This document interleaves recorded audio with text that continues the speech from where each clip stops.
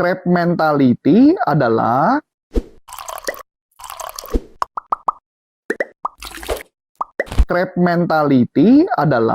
kan kepiting nih. Ya. Kepiting itu punya kebiasaan kalau ditaruh di dalam bak atau dalam bak atau dalam ember, Ya. ada kepiting yang banyak. Kalau ada satu kepiting yang lagi naik ke atas, maka ditarik sama kepiting yang lain. Untuk nggak boleh naik ke atas. Nggak boleh naik, turun. Ditarik. Jadi terus-terusan. Jadi misalkan contoh nih, anggaplah kamu jualannya banyak nih. Jualan banyak, kamu akan ditarik-tarik untuk turun. Bu, janganlah, lu ngapain sih cari muka, ngapain lu? Memang saya akuin banyak, bahkan saya sama Coach Adit pernah diskusi satu cerita tentang anak muda untuk menjadi pengusaha. Tapi motivasi di depannya saya nggak suka bacanya. Kenapa tuh Coach? Buat apa kamu kerja sama orang? Buat apa kamu kerja keras? Buat apa kamu kerja sama orang, kamu kerja keras, kamu memperkaya orang lain? Pertanyaannya, buat apa? Pertanyaan berikutnya adalah, bukankah suatu saat kamu keluar? Bukankah suatu saat kamu kerja sendiri? Pertanyaannya, bukankah kalau di perusahaan kalau kamu salah, cuma dimarahin doang? Betul nggak? Uangnya pakai, gitu, betul. Uangnya punya siapa? Perusahaan itu. Iya. Yang artinya bahwa dia belajar. Tapi saya nggak paham ya waktu itu, saya baca itu, saya sebel juga bacanya. Karena yang diajarkannya adalah begitu. Karena soal pertanyaan berikutnya lagi, emang pengusaha, nanti suatu saat anak muda itu jadi pengusaha, dia nggak punya karyawan. Sekarang saya mau nanya, karyawan ini ngomongin lagi gitu. Ngapain lu kerja? Mati nggak lu punya bos? Balik lagi, karma gitu. Karma ya. Makanya maksud saya gitu. Jadi itu kan juga yang disebut namanya crab mentality. Bahkan crab mentality yang dilakukan bukan hanya oleh orang netizen Indonesia, bahkan oleh para pengajar-pengajar bisnis tertentu. Saya nggak salah pernah baca, dia narikin orang. Orang mau kerja rajin, tarik-tarik. Sekarang pertanyaan menarik. Antonius Arif bekerja di korporat pengusaha orang lain. Saya membuat perusahaannya kaya raya loh. Saya membuat perusahaannya itu profitnya gede loh. Tapi manfaatnya buat saya per hari ini loh. Kenapa? Ketika saya membuat perusahaan, saya tahu memperlakukan karyawan seperti apa. Saya tahu gimana rasanya nggak enak dimarahin. Saya tahu rasanya kamu kayak dipus-pus tapi nggak dikasih senjata. Saya ambil contoh nih, cerita ini cerita sedikit kekesalan saya. Curhatan ya Coach ya? Curhat, tapi ini curhat dari para pengusaha, dari salah satu pengusaha. Jadi ada pengusaha bilang begini, anggaplah kita pengusaha nih, ya kamu kerja sama saya, kebetulan pegang kamera Mas Adi nih, kita bertiga nih, ya kebetulan memang karyawannya bertiga, ya kemudian saya bilang, saya buat seandainya kamu punya saham perusahaan saya sepertiga, Adi sepertiga. Kira-kira apa ide kamu untuk memperbesar bisnis? Pertanyaan menarik.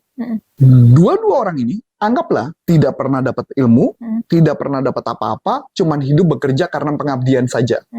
Paham ya pengabdian ya? Pengabdian kan artinya kerja ya udah loyal aja. Skill nama nggak penting gitu, masalah experience aja.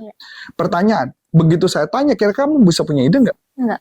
Kira-kira Mas Adi saya tanya ide nggak? Enggak. Enggak juga. Pertanyaan lagi yang berikutnya bahkan. Saya tanya lagi lebih gila lagi ya. Ini kalau pendidikannya SMA atau SMK. Gimana kalau anak kuliah? Kamu kuliah kan? Kampus dong. Adi juga pernah kuliah walaupun nggak habis. Tapi kalau saya tanya, idemu apa? Pasti kalian berdua juga nggak punya ide dong. Betul dong? Kalau punya ide pasti kamu udah buka usaha dong. Bener nggak? Bener. Kan justru kamu lagi belajar nih sekarang. Betul. Nah, pertanyaan menarik adalah dia cuma ngomong mengatakan, coach, orang itu anak-anaknya nggak ada yang mau berubah. Kenapa mereka nggak mau berubah? Karena dia bilang menganggap bahwa anak ini udah gue kasih tahu bahwa mereka dapat sepertiga. Tapi pengertian sepertiga itu pengandaian. Bukan beneran dapat sepertiga. Satu. Yang kedua, kalau kemudian saya bilang, kok kamu nggak punya ide sih? Sekarang saya mau nanya, diajarin nggak? Dikasih skill nggak? Dikasih skill nggak? Itulah corporate consulting. Kenapa ada? Betul dong?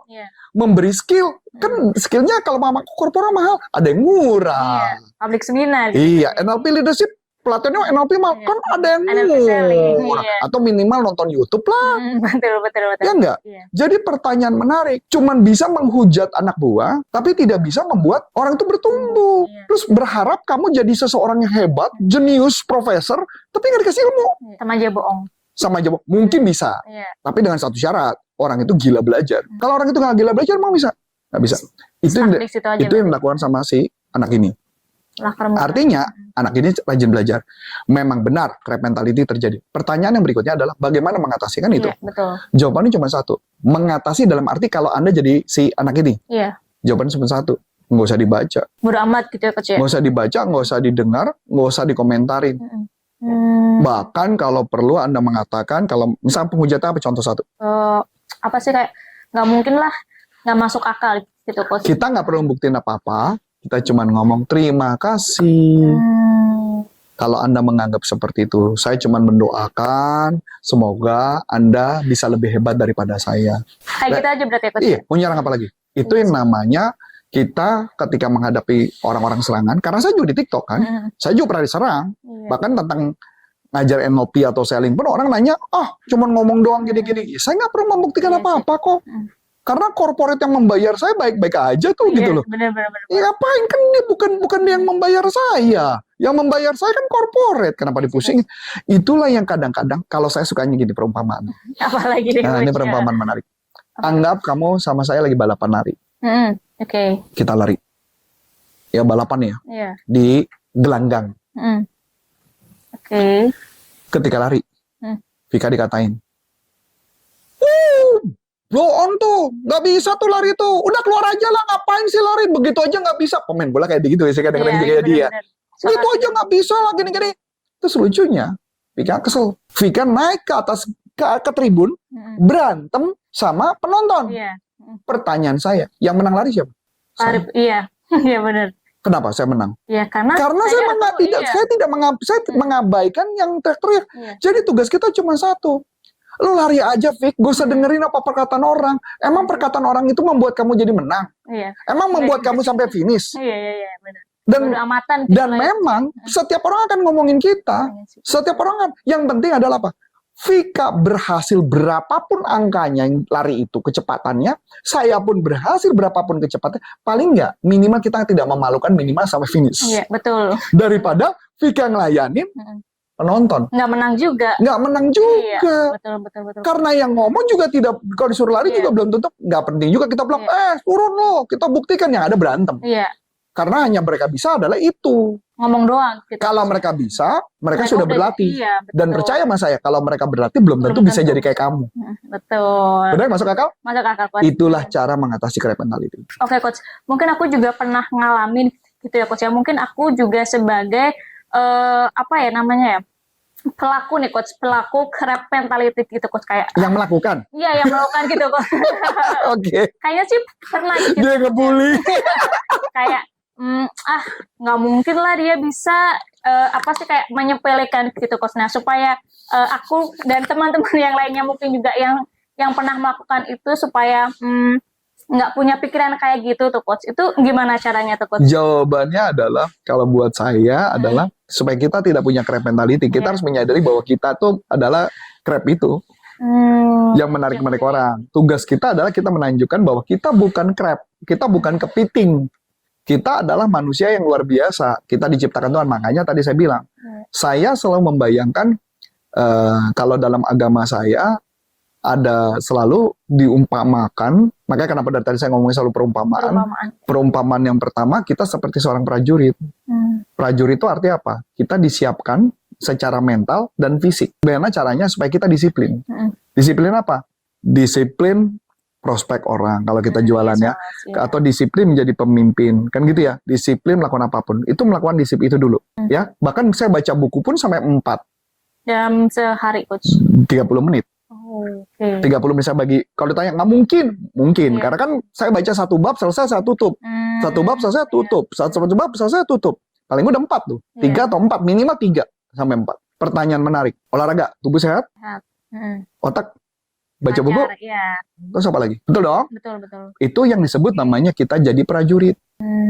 Karena setiap hidup itu harus kita mempersiapkan diri sebagai prajurit. Kamu nggak akan bisa menjadi orang hebat kalau kamu nggak menjadi prajurit. Iya sih, betul dong? Betul. Kita nggak mendisiplinkan diri, nggak mau baca buku, kita hanya mau minimal nonton YouTube kita lah ya. Iya, betul. Itu loh, nggak. Satu. Yang kedua, kita bagaikan atlet. Kenapa tuh, Coach? Yang tadi.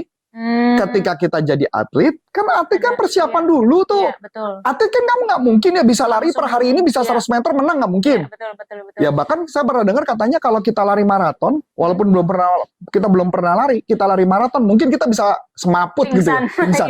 Karena lari maraton itu katanya mesti dilatih dulu sampai beberapa bulan sampai bisa lari maraton. Yang artinya kan persiapan. Iya. Dan Kamu fokus sama gelanggangmu, jangan fokus sama penonton di tribun. Selesai. Iya sih, Coach. Barulah kita menjadi seseorang. Pada saat kita nanti, waktunya pulang. Iya. Apa nggak bangga? Bangga sih, Coach. Bangganya apa? Paling nggak saya sudah melakukan sesuatu yang berbeda. Dan yang terbaik. Dan yang terbaik. Karena pertanyaan, cuman gara-gara baca buku, cuman gara-gara olahraga, cuman gara-gara prospek yang disiplin, cuma gara-gara mau cari informasi sebanyak-banyaknya, ya kan? Dan ketika ada orang cemooh, kita nggak mau dengar kayak lari di gelanggang, maka kita jadi juara. Apa nggak happy? Happy, Coach. Oke. Nah, oke teman-teman semuanya. Makasih banget nih buat Coach Arif yang sudah sharing nih terkait pengalamannya. Terus juga tadi membahas terkait locker valor juga itu ya Coach ya, dan juga crab mentality. Nah, mungkin untuk pembahasan kali ini cukup sampai di sini saja. Akhir kata dengan saya Vika dan saya Coach Antoni Sarif dari NLP Leadership Indonesia mengatakan NLP for Business untuk Indonesia. Bye-bye.